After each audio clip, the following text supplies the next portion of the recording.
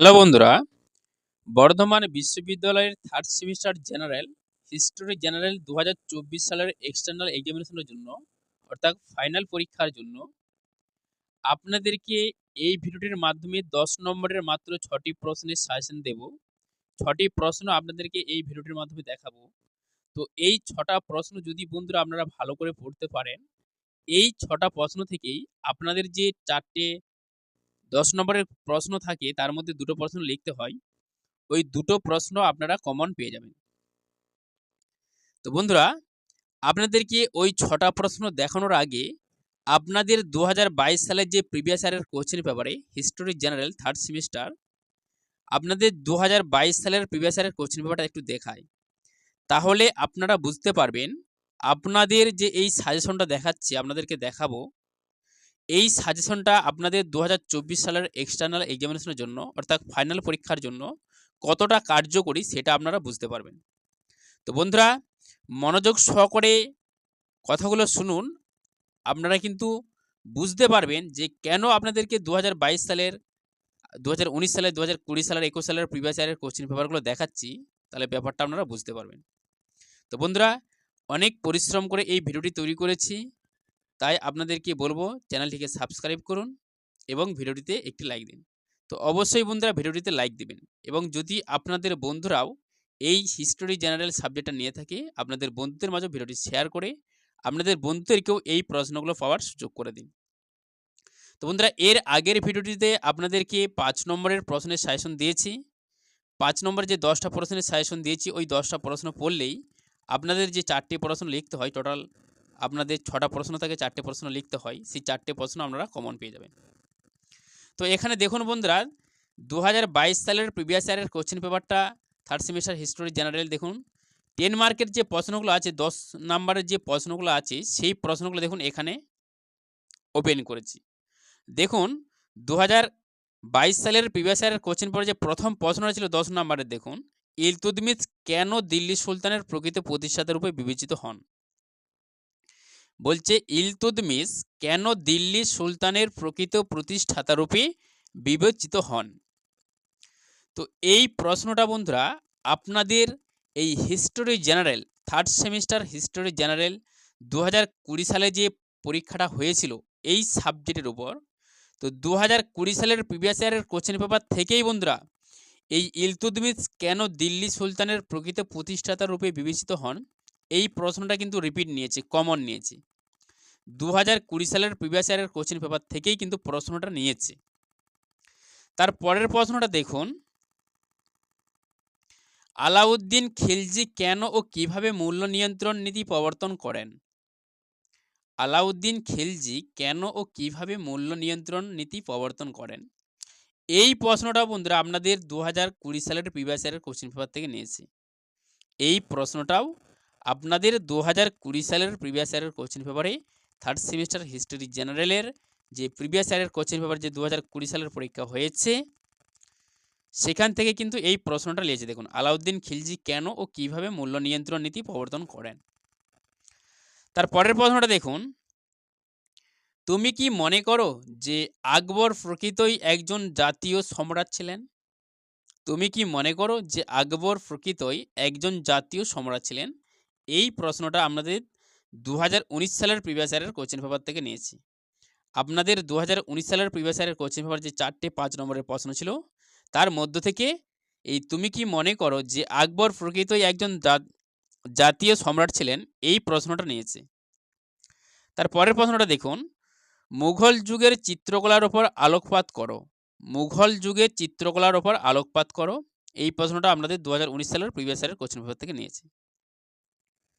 তো বন্ধুরা, এখানে যে আপনাদেরকে 4টে প্রশ্ন দেখালাম আপনারা এটা বুঝতে পারছেন যে এই 4টে প্রশ্নই কিন্তু 2020 সালের প্রিভিয়াস ইয়ারের কোশ্চেন পেপার থেকে দুটো নিয়েছে এবং 2019 সালের প্রিভিয়াস ইয়ারের কোশ্চেন পেপার থেকে দুটো নিয়েছে। এটা হচ্ছে বন্ধুরা আপনাদের 2022 সালের প্রিভিয়াস ইয়ারের কোশ্চেন পেপারটা দেখালাম।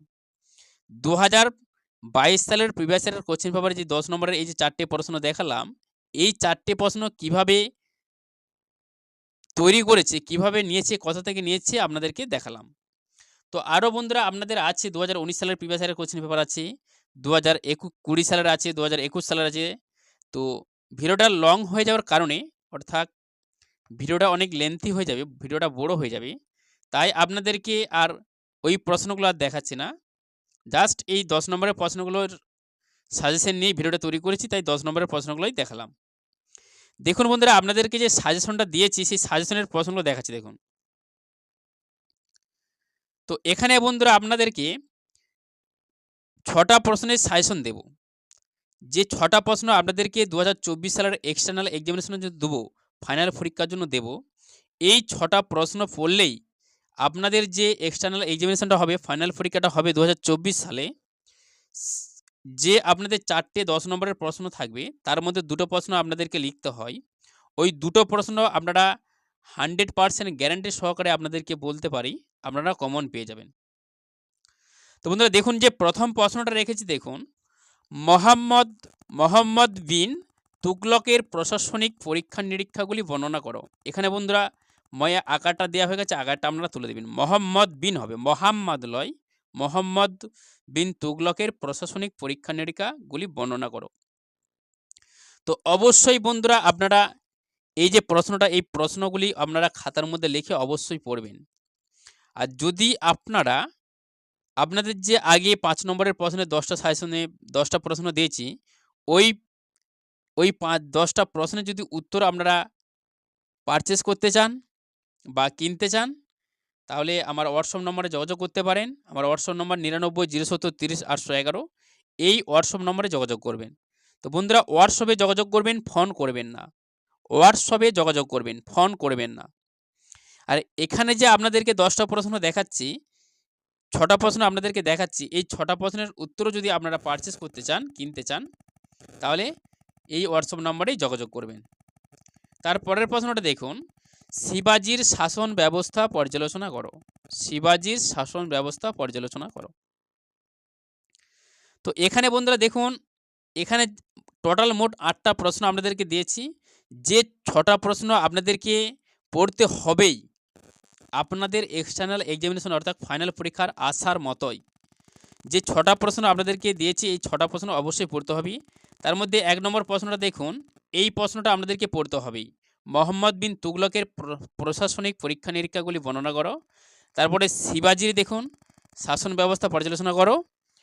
মুঘল সাম্রাজ্যের পতনে অরঙ্গজেবের ভূমিকা নির্ণয় করো। অবশ্যই এই 3টে প্রশ্ন আপনাদেরকে পড়তে হবেই। তারপরের প্রশ্নটা দেখুন, দিল্লি সুলতানি শাসনের পতনের বিভিন্ন কারণগুলি আলোচনা করো। এই প্রশ্নটা আপনাদেরকে পড়তে হবে। এটাও একটা সবচেয়ে গুরুত্বপূর্ণ একটি প্রশ্ন। দিল্লি সুলতানি শাসনের পতনের বিভিন্ন কারণগুলি আলোচনা করো। তারপরের প্রশ্নটা দেখুন, শিল্প ও স্থাপত্যের নিরিখে শাহজাহানের রাজত্বকালকে কি সুবর্ণযুগ বলা হয়? শিল্প ও স্থাপত্যের নিরিখে শাহজাহানের রাজত্বকালকে কি সুবর্ণযুগ বলা হয়? এই প্রশ্নটা আপনাদেরকে পড়তে হবে।